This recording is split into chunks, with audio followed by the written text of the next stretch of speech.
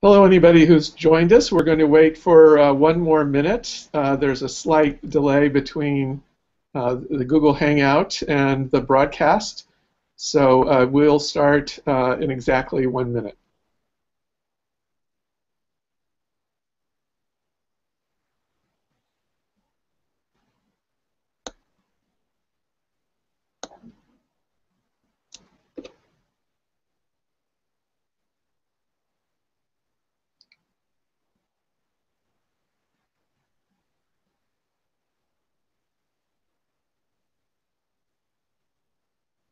Okay, we're starting now. Thank you all for joining us. I'm John Coonrod, Executive Vice President of the Hunger Project. We are joined by Åsa Skogström Feldt, our President and CEO, who is currently in Benin, West Africa. We're also joined by two representatives of our Hunger Project investor family, Joan Salwin, investor activist from Atlanta and co-chair of the Hunger Project's U.S. Development Committee, and Nancy Judah, long-term investor activist from Chicago and advisor to the U.S. Development Committee. We are pleased to be honoring International Women's Day, which is officially on March 8th as a Hunger Project family. This week, thousands of activists for women's rights are in New York City to participate in the UN Commission on the Status of Women, which this year marks the 20th anniversary of the Beijing Women's Conference, or Beijing Plus 20. In 1995, in Beijing, 189 governments signed the historic Beijing Declaration that set an international agenda for fully realizing women's rights.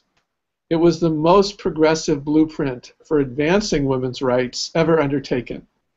Leaders demanded a world in which women and girls are treated as equals to boys and men, in which her rights are realized and she lives a life free from violence, in which she has the opportunity to go to school and earn equal pay for equal work. Today, 20 years later, governments, civil society, and the public have translated this into concrete changes, improving the lives of tens of millions of women and girls. More women and girls than at any previous point in history now serve in political offices, are protected by laws against gender-based violence, and live under constitutions guaranteeing gender equality. Yet no country has completed this work. Women continue to account for more than 60% of those living in hunger, despite being the primary providers of food security for their families. Women are less likely to attend school than men. Women have less access to credit, agricultural extension services, and land ownership. 1 in 3 women will suffer physical or sexual violence in her lifetime. Gaps in reproductive rights and health care leave 800 women dying of childbirth each day. Women often have little, if any, voice in the decisions that affect their lives. So much more work remains to be done. As the UN Secretary General's report on Beijing Plus 20 says, the slow progress since Beijing represents a collective failure of leadership. And in the Hunger Project, we know the importance of developing better, more transformative leadership. Yesterday, the Hunger Project hosted a parallel event as part of the UN Commission on the Status of Women entitled Women Rising in Bangladesh, Progress and Challenges Since Beijing. We were represented by our 2 top women leaders in Bangladesh, Nasima Akhtar Jali, our Director of Programs who created the Unleashed Women's Network, and Tazima Majumdar, who was part of our Beijing Declaration 20 years ago. My colleague Bridget Berry was our MC, and we were joined by partner organizations BRAC and Helen Keller International. Our event was standing room only. I'm in the process of uploading the presentations onto YouTube for you to see and share. They should all be there tomorrow. Many of our Hunger Project colleagues, including Linu from Sweden, are attending the CSW meetings at the UN to share what we've learned in the field that can really work to make the Beijing Declaration a reality in the post-2015 agenda. So with that, it now gives me tremendous pleasure to introduce our President and CEO, Åsa Skogström Feldt.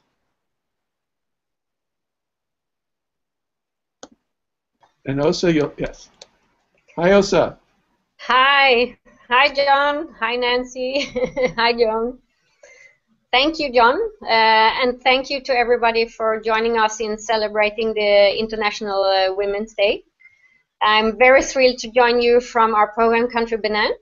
And actually, I have already also celebrated the International Women's Day on the March 8th here, where I had the opportunity to make a speech in front of a large audience. There were about 1,500 people in Palais de Congrès in the capital, which is County Nou. And I had the honor to be on the stage during the whole program together with the President of Benin and with the Ministry in charge of Family and Gender Equality and some UN agencies. And most ministers of the government were in the audience together with ambassadors, civil society, and a lot of celebrating women and media. We also had the opportunity to meet with the President Saturday, which was my first day here. In the morning, we went to visit Wawata, and in the afternoon, the opportunity to visit the President. And he was impressed and aligned with our approach, and we will have the opportunity to develop more partnerships with local and national government here to support the change process to start with the people in the 18 epicenters in Benin. Prior to that, I was in Ghana, where we were able to meet with both the Vice President and the President, in addition to numerous other development agencies, government representatives, and of course, our village partners. In between, I went to Togo to meet with ECOWAS, which is an important regional actor here, with whom we now have signed an MOU to share our experience with, and also to work on programs together. And even before that, I was in Sweden, where I was on a roundtable, public roundtable with business leaders to discuss the importance of partnerships for corporates to engage in social sustainability efforts, and for how companies can be contributor factor for the sustainable development goals. And in all of these discussions, it has been very clear that our approach, the Hunger Project's approach, is deeply appreciated. And our central message and our central methodology, which is to keep people, particularly women, at the foundation of all our efforts moving forward, is very well received and very needed. And I know that many of you have been with the Hunger Project for a long time, but I want you to know that this fundamental stand of the Hunger Project, that people must be drivers of their own change, still needs to be heard. With that in mind, this International Women's Day, we celebrate the acts of courage and determination that women are taking in their families, in their communities, and in their countries. And today, as we celebrate International Women's Day, it is a time for us to reconnect, to renew our commitment, and to mobilize ourselves as civil society, and also to keep calling forth the political will. Unleashing women's full contribution requires a profound transformation in gender relations. It requires changing the mindsets of both women and men, and we all have a role to play for our common good. When women are supported and empowered, all of society will benefit. And when women have equal access to education and participate fully in decision-making, they are the key driving force against hunger and poverty. I have seen that on the ground clearly here in Benin and in Ghana. Women with equal rights, they are better educated, healthier, have greater access to land, jobs, and financial resources. And their increased earning power also raises the household income. And by enhancing women's control over decision-making in the household, gender equality also translates into better prospects and greater well-being of children, which will reduce the poverty of future generations. So, in short, empowering women and girls is critical to ending hunger, extreme poverty, and malnutrition.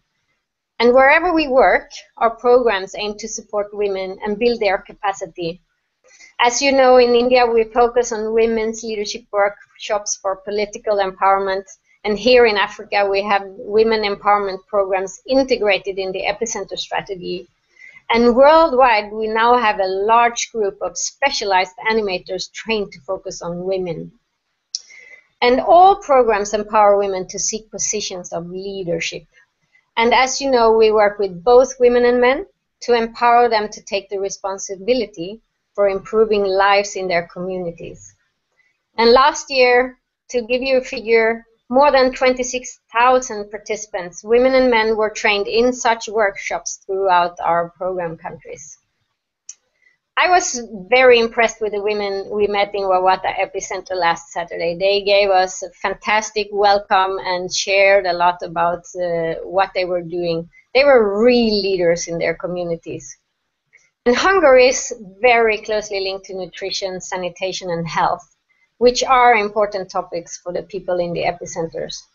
And one very inspiring innovation that they had in Wawata was the moringa production. And one of the women took me through the process of how they grew the trees, how they dried the leaves, and how they created very nutritious powder out of the leaves, which they used for their babies, for themselves, and also for income generation by selling them in the marketplace. So within Hunger Project, we are really fortunate to have the long-standing loyal support of investors from around the world who trust our organization and especially our local partners to do what's best to do. And because of the flexible nature of the funding that we receive from our investors, it allows our partners to be in the driver's seats as leaders of their own change, authors of their own destiny. And I have seen a lot of innovation from that here on the ground in Benin. It also allows us as an organization to stay strategic. And right now, we're in the middle of such an organization-wide strategic process to discover what are the next breakthroughs for achieving the end of hunger by 2030. And actually, here in Africa, they have set an ambitious goal of 2025, so Africa is ahead of the agenda in a vision. One thing is clear, we must keep women at the center of all our efforts. Keep women at the center of all the conversations we do around the Sustainable Development Goals and 2030. So I invite us all to challenge ourselves today, to renew our shared commitment, and to work together, and finally, and most importantly, to act until all women are truly and fully empowered everywhere. I know we can do this together, so thank you.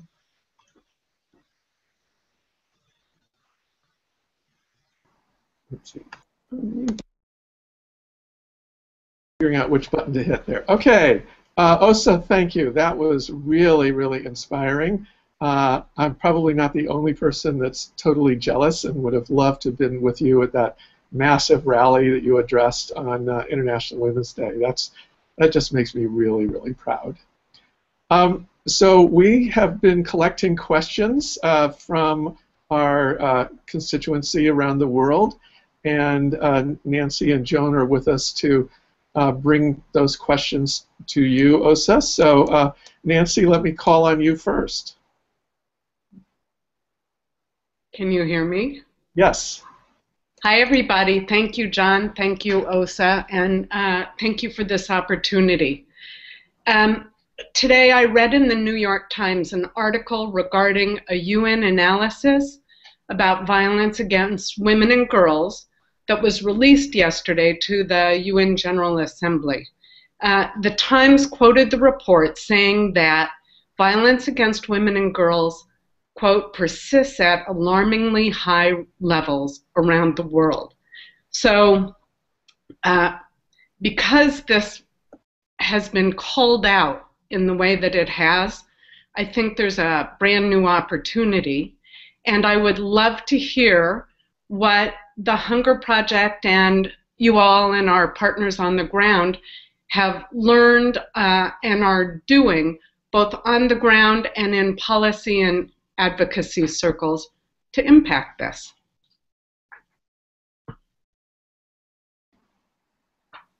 Åsa? Yeah, thank you. I always forget to turn on the microphone. Thank you. And it's a really, I must say, sad report. And you can see that still 35% of women around the world have experienced either sexual or physical violence during a lifetime, and that's really disturbing statistics. And violence against women is a top priority of the Hunger Project, and the top priority is to address the severe subjugation and marginalization of women, which is more than just violence. And we campaign against all forms of violence against women, including topics like rape, trafficking, and sex-selective abortions.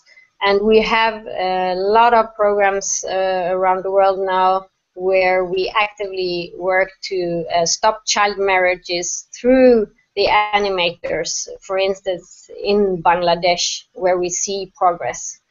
And we always include the participation of men in our approach to empower women to combat violence, as they are also a key part of ending violence against women. And the women with whom we work with in communities, they are not only in a position to advocate for an end to violence against women, they stop it outright themselves when they speak up. In India, for instance, our elected women leaders become a place for women to turn, a network where they can break the silence on violence against women and take actions. And our federations in India of women leaders support women in reporting and putting aggressors to justice. And when it comes to the policy level, both nationally and internationally, we voice the need to end violence against women and girls, whether it's through human chains in Bangladesh or right to information campaigns in India.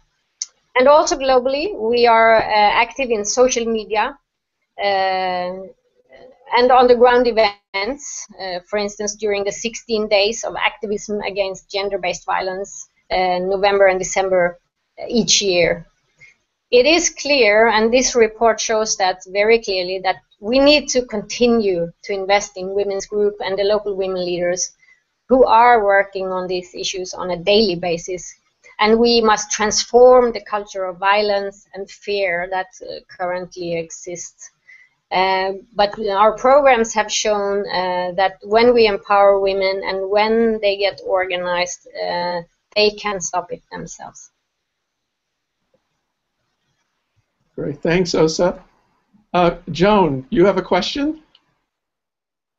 You're still muted also, Joan. Joan, you have to unmute. You have to click the little microphone, Joan, and oh, there, you got it. Thanks. I couldn't find the button, so thanks for your patience. With so many organizations and so much press and so much international attention on gender equality, I wonder how can the Hunger Project keep this in focus and move the ball, since there's so much compelling research about the economic development and other benefits in countries where women do have equal access to education and land ownership and things like that. Åsa? You have to unmute now, Åsa. There you go. I think we hear that being said a lot, but we don't see transformational actions. And as we hear from these reports, there is still a very unfortunate situation, so it's very well needed. and as an example, here in Benin, in 2 meetings with UN agencies, they really commended us for keep bringing women to the center, and also the Undersecretary General and head of UN Women, she called, as you heard, this a collective failure of leadership and progress for women, and that people have failed women and girls. So there is a big need for us to keep empowering women and girls, but also keep bringing their voices to the table, because it's still not heard enough. So it's very important. It may seem mainstream, but it's still extremely important for us to do that. Yeah, thanks, Åsa. I had the opportunity to be at an International Women's Day meeting at the White House a number of years ago, and there were a lot of different NGO representatives there. All of them but me were young, and all of them but me were women, and I could see that the executives who were there to listen really weren't hearing the women, and I realized that probably why I was put on this earth was to be the old guy and say, excuse me, I don't think you're really hearing what these women are saying. That is still the case. And you know, this is a deeply entrenched patriarchal structure that continues to dominate, and you know, we're going to have to keep holding the world to account to translate all of this rhetoric into reality. When we first launched the African Women Food Farmer, if you dig out that brochure, we had a quote from Robert Chambers, who said, you know, there's been a lot more rhetoric now about empowering women, but you know, where's the action? And he wrote that in 1983. So this has been a long time. I really have a feeling that in many ways we are reaching or getting close to a tipping point with all the voices joining us, but keeping up the pressure for actual results, the actual accountability to do what we say, we being the governments of this world, is really what's necessary. And as Åsa said, having women in leadership so that they can handle it, so that women have a place to turn, is just absolutely critical. And it's only beginning to be present all around the world. We have a little bit more time. We've received a bunch of questions over the YouTube comment section. I wanted to just comment on a couple of those. One of the questions several that people asked is, what about bringing the Hunger Project to other countries? And because, you know, our vision isn't to end hunger in 12 countries, it's to end hunger everywhere. And what we're doing, for example, with our team that's spread all over the United Nations, going to these meetings this week, what we've been able to accomplish by joining forces with other NGOs, much bigger NGOs, those kind of partnerships, the alliances like Interaction, those exist in all of our countries. By bringing where leadership is needed, bringing our leadership into those circles, we can share the experience of the Hunger Project. And it's, as Åsa said, there was a lot of interest in Benin, but I've been talking to people from Zambia, from Rwanda, from the Congo, from the Middle East, who are really interested in looking at how they can learn from our work, how they can apply it. Our local democracy project had people from 92 countries participating.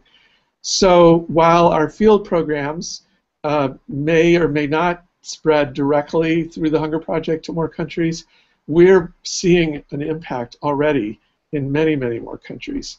And and that expanding that worldwide advocacy is something that's really a top priority.